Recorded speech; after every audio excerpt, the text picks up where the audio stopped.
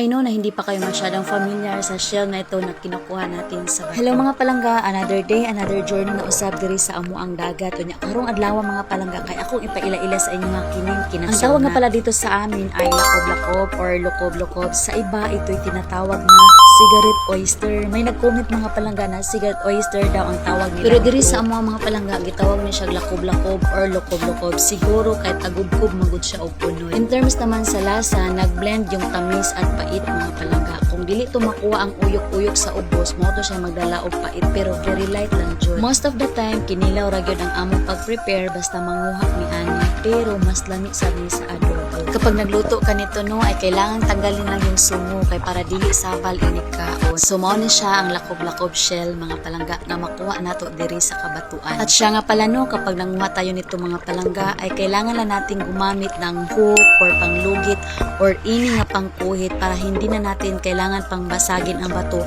para makuha yung laman. Kunya nakahinumdum dai ko mga palangga nga sa una na ay nanguhag ingon ani pagadala-dala siya martilyo kay iyang gipangdukduk ang mga bato.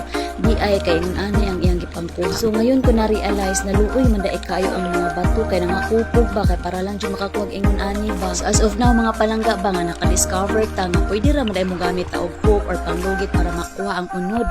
Ngunit na tong martilyo para dukdukon na ato ang bato. Nya mas nindot tay manghug ingon ani mga palangga kung high tide or taob or salumon kay dali ra makuha ang yang unod kay nagalutaw na daan sa iyang shell ba.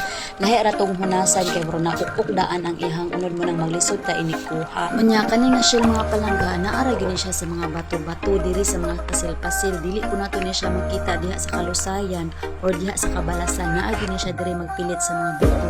Og trending jud ay kay ni siya nga video mga palangga kay na ako na-upload ani sa una ning abot siya og 15 million views. Na ako siya 3.2 million views. Ug mao ko ni siya usa nga video na nakapa-unlock na ko sa requirements sa views sa YouTube nga ning abot siya 5 million views. Unya kani dai siya nga shell mga palangga no kay usa sa ni sa mga ingredients nga katong gihimo nato nga kilawon ba katong mixed seafoods nga ready to eat na nga with free suka and lamas nga gibutang sa tray. Salamat dai kay sa tanang nag-order nato no. Salamat kay sa mga namalit sa ato ang mixed kilawon. Ug mao pud nang daghan jud kay moingon mga palangga nga blessed daw ari amo ang dagat kay naay daghang makuha dito daw sa ilaha kay mas daghan pa daw ang manginhas kaysa mga kinaso. Mo nang makaingon gyud ta mga palangga basta duol tag dagat. Swerte gyud kay ta kay naatay mga resources nga makuha nato nga libre, makabaligya ta, makasud-an pa ta basta magpugi lang. Kung dili lang pud ta mahadlok anang mga bagbahag ug unsa pa di ara, okay ra na. At kung meron kang bagong natutunan sa video na ito or kung giganahan ka ani nga video mga palangga, pwede ba nimo ni i-share? Salamat.